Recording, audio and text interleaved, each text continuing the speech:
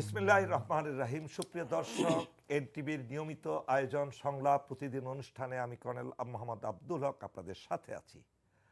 প্রিয় দর্শক, আজকে আমরা এমন একটি বিষয়ে আলোচনা করব যে বিষয়টা খুবই গুরুত্বপূর্ণ। যে মুহূর্তে বাংলাদেশের অন্তর্বর্তীকালীন সরকার ক্ষমতায় আসেন, সে সময়ে বাংলাদেশের 1 কোটি প্রায় ছাত্র ছাত্রী পরীক্ষার অপেক্ষা করছে। শিক্ষকরা সেই সময় ধর্মঘটে গিয়েছে। এটাতে এই বিষয়কে কেন্দ্র করে বাংলাদেশের শিক্ষা ব্যবস্থা এবং নৈতিকতা, এই বিষয়েই আমরা আলোচনা করব আজকে আপনাদের সাথে। এই বিষয়ে আলোচনা করার জন্য আমাদের স্টুডিওতে আমন্ত্রণ জানিয়েছি আমাদের সামরিক বাহিনীতে অত্যন্ত প্রসিদ্ধ এবং সুবিখ্যাত একজন অফিসার, যিনি শিক্ষাবিদ হিসেবে ইতিমধ্যেই পরিচিতি লাভ করেছেন। তিনি হলেন কর্নেল কাজী শরীফউদ্দীন আহমেদ। শরীফউদ্দীন, আপনাকে স্বাগতম আজকের এই অনুষ্ঠানে। ধন্যবাদ। কেমন আছেন আপনি? Fine, thank you. আপনার দীর্ঘ অভিজ্ঞতা, দীর্ঘ 7 বছর প্রিন্সিপাল একজন সামরিক বাহিনীর অফিসার হিসেবে এই পেশায়, তারপরে আপনি পদাতিক বাহিনীতে ইস্ট বেঙ্গল রেজিমেন্টের অফিসার। এটা একটা ব্যতিক্রম।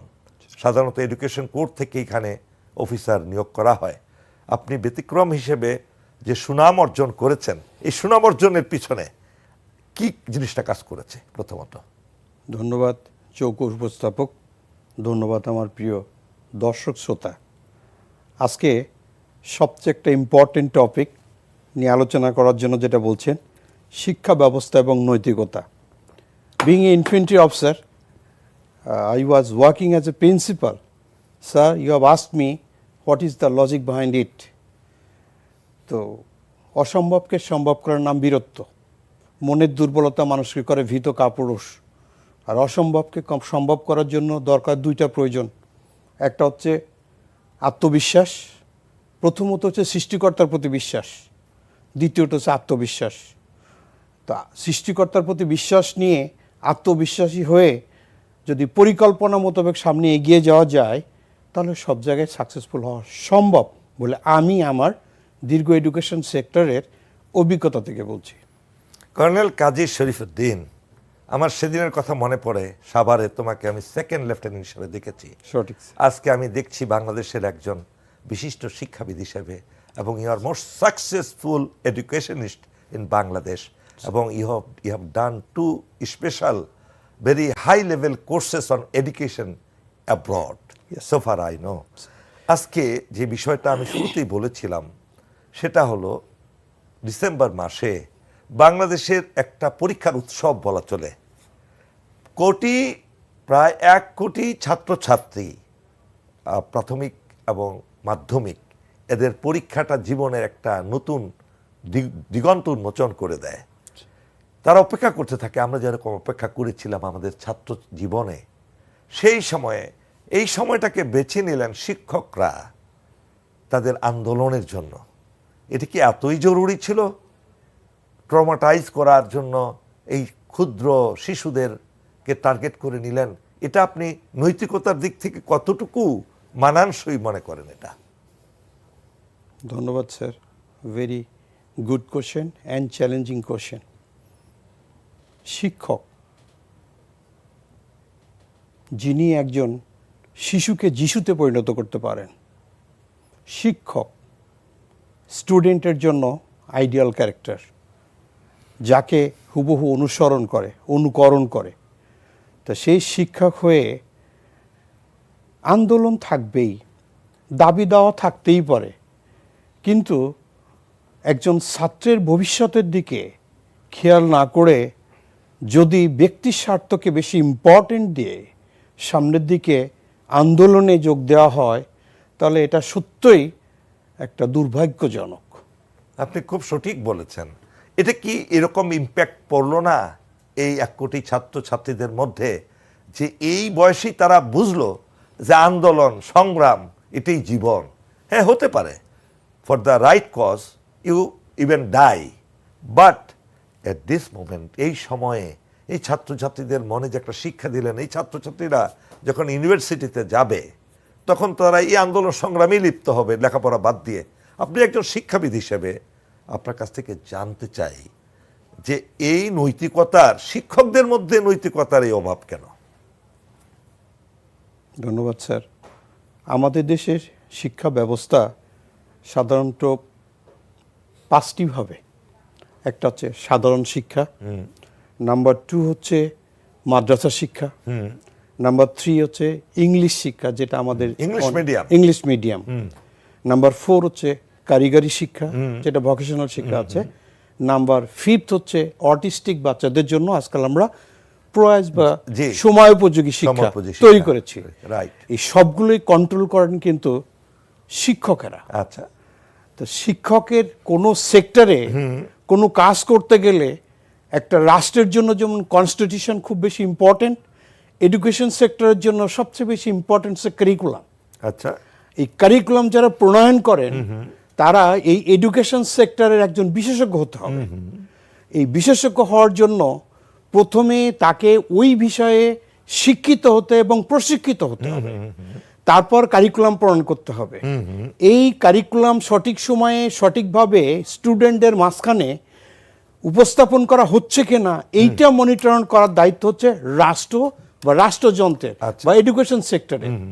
এই দৃষ্টিকোণ থেকে আমাদের শিক্ষকরা সত্যি একটা অর্বাচীনের মতো কাজ করে ফেলছে। আমি sorry for this language, because 65,569 primary school, এই প্রাইমারি স্কুলে 1,03,17,552 জন স্টুডেন্ট এসএসসি পরীক্ষা তারা পরীক্ষা দিচ্ছে।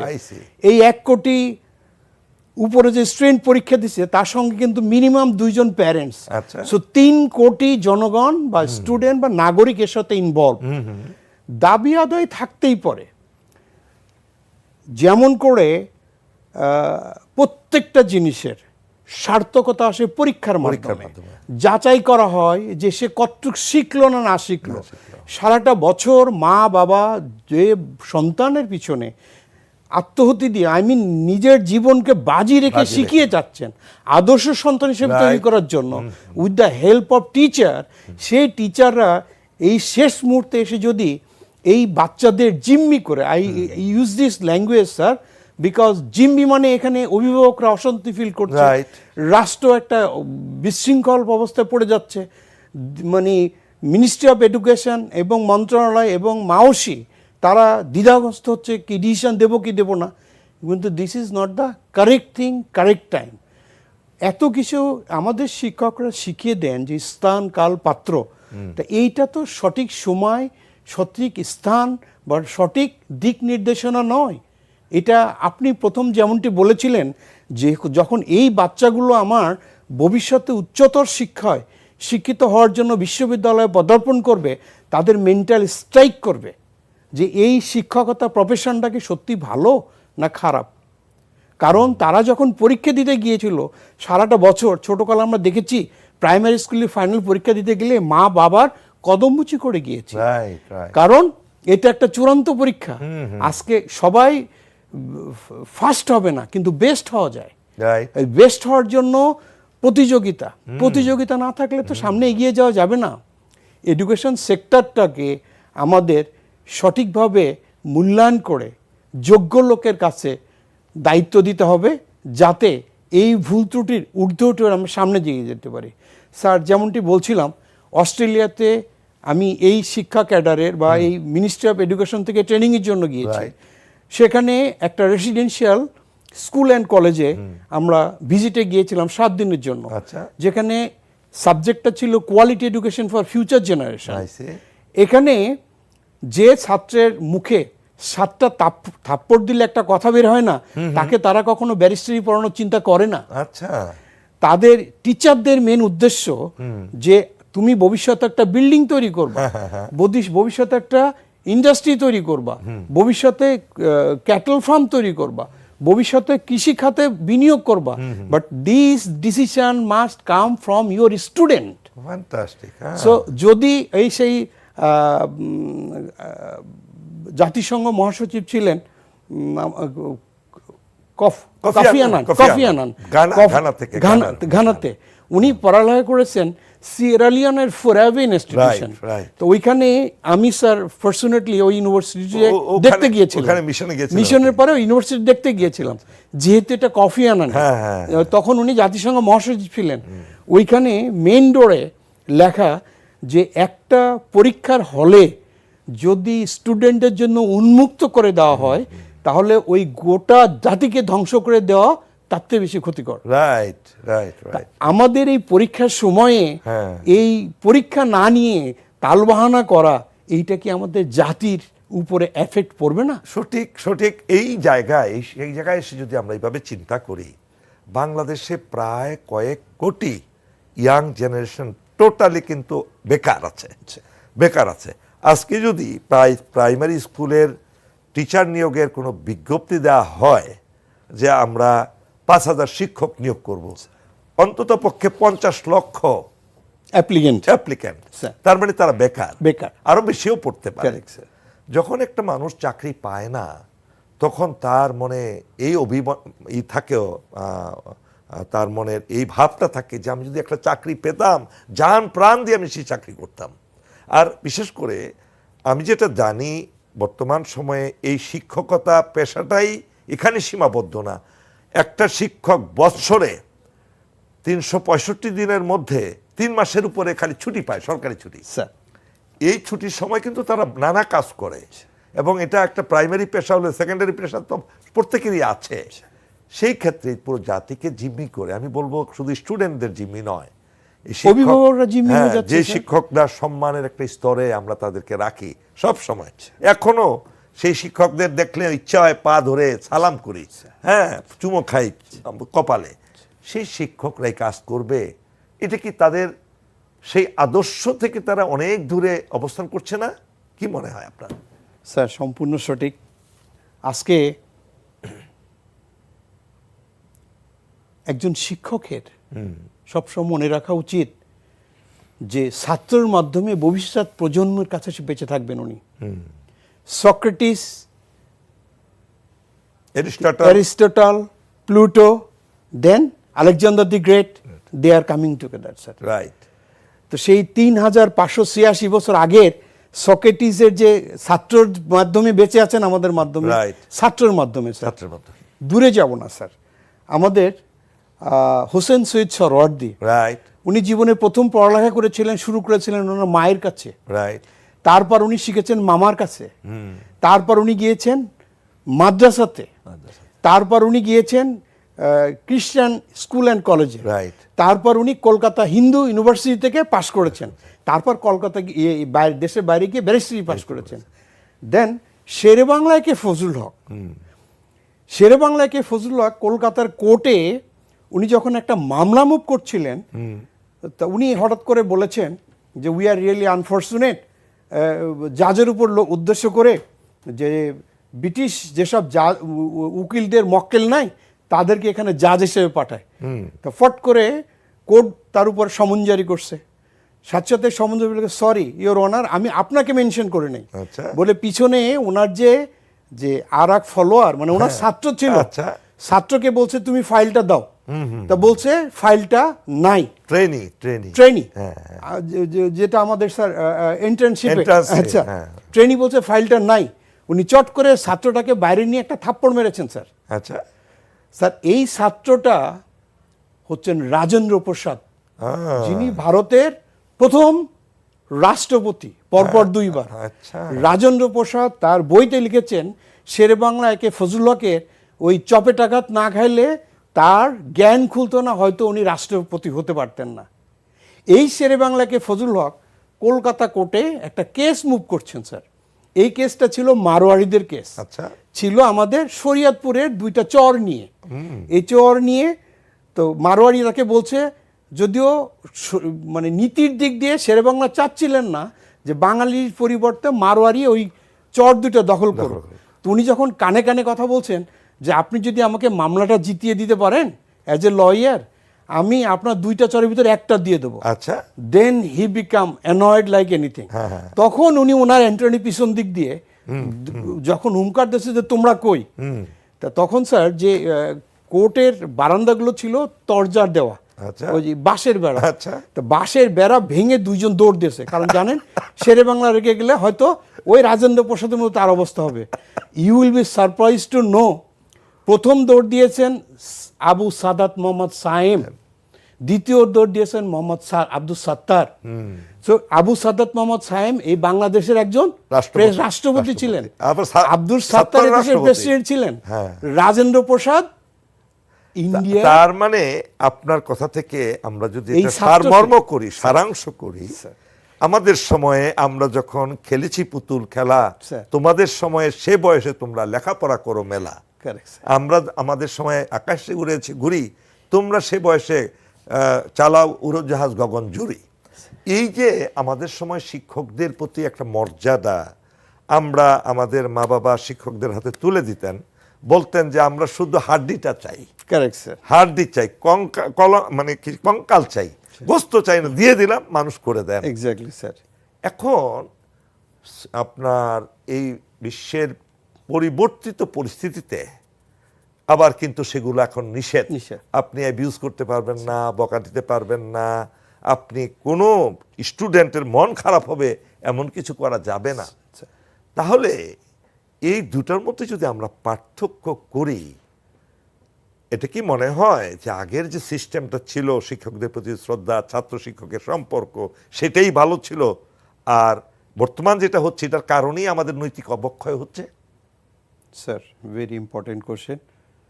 স্যার, এই সেনাবাহিনীতে নৈতিকতা শিখেছি আপনাদের কাছ থেকে। ওই যেমনটি আপনি বললেন সেকেন্ড লেফটেন্যান্ট হিসাবে, তো এইটা আপনারা আমাদের যেমন করে শিখিয়েছেন, আজ 30 বা 40 বছর পরে এসে একজন সিনিয়র জুনিয়রকে ওইভাবে শেখায় না, এটা অন্য টেকনিকে শেখায়। স্থানকাল পাত্র হিসাবে শেরে বাংলার কথা বললাম, বা হোসেন শহীদ সরোয়ারদের কথা, বা সক্রেটিসের কথা বললাম, তখন যে টেকনিকটা ছিল এখন সেই টেকনিক নাই।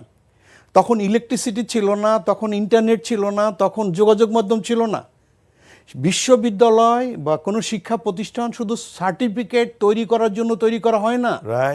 এই বিশ্ববিদ্যালয় বিশ্বের গুটি কয়েক বিশ্ববিদ্যালয় যারা সমগ্র বিশ্বের মানুষের কল্যাণকে নিজের হাতে নিয়ে আসছে। তথ্যের মাধ্যমে সত্যকে প্রতিষ্ঠিত করে, ক্যান্সার দেন স্যাটেলাইটের মাধ্যমে আমরা পুরো বহির্বিশ্বকে পর্যন্ত জয় করছি এই বিশ্ববিদ্যালয়ের মাধ্যমে। তখন যদি আমরা আমাদের ছাত্রের ভবিষ্যৎ নিয়ে তালবাহানা শুরু করি, তখন আমাদের কি হবে স্যার? প্রথম কথাটা আপনি যেটা বলেছিলেন যে চাকরির ব্যাপারে যদি একটা সার্কুলার দেয় 50 লক্ষ দেবে, আজকে যে আন্দোলন করছে, এক্সট্রিমলি সরি টু সে, তারা কিন্তু গভর্নমেন্ট টিচার, তারা কিন্তু নন গভর্নমেন্ট টিচার নয়, কিন্ডারগার্টেন নয়। তা যারা বেসরকারি স্কুলে বেসরকারি প্রতিষ্ঠানে পড়াচ্ছে, তারা যদি এইভাবে শেষ মুহূর্তে করত, তখন কিন্তু আমাদের কথা থাকতো যে হয়তো বা প্রকৃতির তাড়নায় ঠিকমতো বেতন পাচ্ছেন না, কিন্তু সে তো গেটিং সাম স্যালারি এবং সেই র্যাঙ্ক অনুযায়ী পাচ্ছে, শুধু বৃদ্ধিটাই হলো বিষয়। আপনার এই বিষয়ে একটা জিনিস আপনি যদি লক্ষ্য করে থাকেন, আপনি দেখুন যে শিক্ষকদেরকে আমরা নৈতিকতার মানে মনে করি যে এরা হবে জাতির বিবেক, তাই নয় কি? সে বিবেক হওয়ার পরিবর্তে তারা এমন একটা সময়ে সরকারের দুর্বল সময়টা বেছে নিল। একদিকে নির্বাচনের সময়, মাত্র 2 মাস পরে নির্বাচন হবে, আবার অন্তর্বর্তীকালীন সরকারের আর্থিক অবস্থা একেবারেই খারাপ, কেননা আমাদের ফেসিবাদ সরকার তো সব তছনছ করে দিয়ে গেছে, সকল মানে বাংলাদেশের বৈদেশিক মুদ্রা সব চুষে চুষে নিয়ে গেছে বাংলাদেশ থেকে। এখন যে বাংলাদেশ বেঁচে আছে ফরেন রেমিটেন্সে অনলি। হ্যাঁ, আপনি যদি দেখেন গতকালের নিউজও তাই বলেছে যে বাংলাদেশ ঠিক আছে রেমিটেন্স, 10টা ব্যাংক, অনেকগুলো ব্যাংক বসে গেছে। সেই সময়ে এই শিক্ষকদের বিবেক বিবেচনা একেবারেই নিম্নিতে। আমরা আর সেই প্রসঙ্গে যাব না, এখন চলুন আমরা শিক্ষায় চলে আসি। একটা প্রশ্ন থেকে যায়, তারপরেও শিক্ষা ভবন বলতে একটা ভবন আছে আমাদের সেক্রেটারিয়েটের পাশে, সেই ভবনটাকে বলা হয় যে বাংলাদেশের সবচেয়ে বেশি দুর্নীতিগ্রস্ত জায়গা। এটা শুনি শিক্ষক যারা, তাদের মুখে শুনি, যারা শিক্ষা ব্যবস্থার সাথে জড়িত আছেন তাদের কাছ থেকে শুনি, ওখানে একটা ফাইল নড়াচড়া করে না বিশাল অঙ্কের ঘুষ ছাড়া। এই ব্যাপারটা আপনি কিভাবে নেন? স্যার, যেহেতু 7টা বছর আমি প্রিন্সিপাল হিসেবে দায়িত্ব পালন করেছি, আবার সরকারি গভর্নমেন্ট স্কুল অ্যান্ড কলেজের, আর যেহেতু 4টা বছর পাবলিক বিশ্ববিদ্যালয় ডিরেক্টর হিসেবে দায়িত্ব পালন করেছি, আমি মিনিস্ট্রি অফ এডুকেশনে অহরহ যেতাম এবং এই শিক্ষা ভবন এটাও আমি গিয়েছি। তো এখানে যেখানে পোস্টিং দেওয়া হয়, প্রমোশন দেওয়া হয়, ট্রান্সফার দেওয়া হয়, আবার পানিশমেন্ট দেওয়া হয়, যেখানে ডিসিপ্লিন মোতাবেক সমগ্র কাজ করতে গেলে প্রশাসনকে শক্ত হতে হবে। এই দৃষ্টিকোণ থেকে আমার মনে হয় যেসব ভদ্রলোকরা ওখানে দায়িত্বপ্রাপ্ত আছেন তাদেরকে আর একটু সচেতন হতে হবে। কারণ আমরা গর্ব করি being a military officer, Bangladesh military academy আমাদের হোম অফ অফিসার। তো বিসিএস এর ভিতরে যে টোটালি 28টা ক্যাডার আছে, এটার ভিতরে একটা অন্যতম ক্যাডার হচ্ছে বিসিএস এডুকেশন ক্যাডার। তো বিসিএস এডুকেশন ক্যাডারের হোম হচ্ছে সেই শিক্ষা ভবন। তো এই শিক্ষা ভবনে কিন্তু অন্য কেউ বসে না। যিনি এই সাধারণ প্রভাষক হিসাবে জয়েন করেছিলেন তার এক্সপেরিয়েন্স নিয়ে সর্বোচ্চ পদবিতে গ্রেড 1 হিসাবে উনি মাওসি ডিজি হিসাবে দায়িত্ব পালন করছেন। তো ওইখানে কিন্তু আবার নির্দিষ্ট সেনাবাহিনীর যেমন একটা উইং আছে, ওখানে অ্যাডমিনিস্ট্রেটিভ একটা উইং আছে, দেন ট্রেনিং একটা উইং আছে, প্রমোশন একটা উইং আছে, পোস্টিং একটা উইং আছে। এই উইংগুলোর মাঝখানে সমন্বয়ের বড় অভাব দেখেছি স্যার খুব কাছ থেকে। এই সমন্বয় যদি না হয়, আর এই সমন্বয়ের জন্য সবচেয়ে দুর্ভাগ্যজনক বলি পলিটিক্যাল গভর্নমেন্টের ইনফ্লুয়েন্সটা এখানে নেগেটিভলি কাজ করে। এবং আমার তো মনে হয় এইখানে প্রশাসনে যারা আছেন, আমাদের সেক্রেটারিয়েট বলি, আমরা অন্যান্য জায়গায় যেটাকে আমলাতন্ত্র বলি আমরা, সে আমলাতন্ত্র তো এটা দায় এড়াতে পারে না, কারণ তাদের চোখের সামনে তো তারাই তো আমলা, যারা এখানে প্রশাসন চালাচ্ছে। এডুকেশন ভবনে, শিক্ষা ভবনে যারা উচ্চপদস্থ কর্মকর্তা, সেক্রেটারি আছে, তাই না, জয়েন্ট সেক্রেটারি আছে, এডিশনাল সেক্রেটারি আছে, বিভিন্ন পদে আছে, এটা তারা দায় এড়াতে পারে না। এখন যদি আমরা আরেকটা প্রসঙ্গে আসি, যেহেতু আপনি সেনাবাহিনী থেকেই এডুকেশনের বিশাল অবদান রেখেছেন, শুধু আপনি না, আমরা যদি বলি উত্তরা যে আমাদের রাজুক কলেজ বলেন, সেখানে প্রত্যেক বছর ফার্স্ট হচ্ছে, রেসিডেন্সিয়াল মডেল বলেন। এছাড়াও আমাদের খুলনায় যে এডুকেশন ইনস্টিটিউশন আছে, 44টা cantonment public school and college আছে, 12টা ক্যাডেট কলেজ আছে, এছাড়াও অসংখ্য আমাদের ক্যান্টনমেন্ট বোর্ড স্কুল আছে। এই যে বাংলাদেশে সেনাবাহিনীর শিক্ষাক্ষেত্রে এবং এয়ারফোর্সেরও কিন্তু অবদান আছে, Shaheen school and college, naval school college আছে। এই যে মিলিটারি থেকে বাংলাদেশের শিক্ষা ব্যবস্থা একটা ব্যাপক অবদান রাখা হচ্ছে, সেখানে কোনো ধর্মঘট নাই, সেখানে কোনো কারো মনে কষ্ট নাই, স্টুডেন্টরাও খুশি, শিক্ষকরাও খুশি। এটা কি তারা মডেল হিসাবে গ্রহণ করছে না কেন? আপনাদের মতো শিক্ষাবিদরা বাইরে গিয়ে যে সুনাম অর্জন করছেন, আমাদের যদি বলি BUP, Bangladesh university of professional, MIST এবং মেডিকেল কলেজ অসংখ্য আমরা তৈরি করেছি, তাই না, arm forces medical college and all, এগুলো দেখেও তারা কেন শিক্ষা গ্রহণ করে না? এটার কারণ কি? Sir, being a military person, এই মুহূর্তে আমাদের যে cantonment public school and college পুরো বাংলাদেশে আমরা 1,55,000 স্টুডেন্ট দিচ্ছি, সেবা করছি।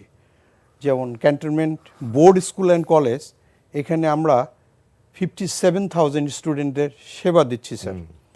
12টা ক্যাডেট কলেজ, এটা তো আগে থেকেই ছিল, আছে, ওটা তো ওয়ার্ল্ড ফেমাস।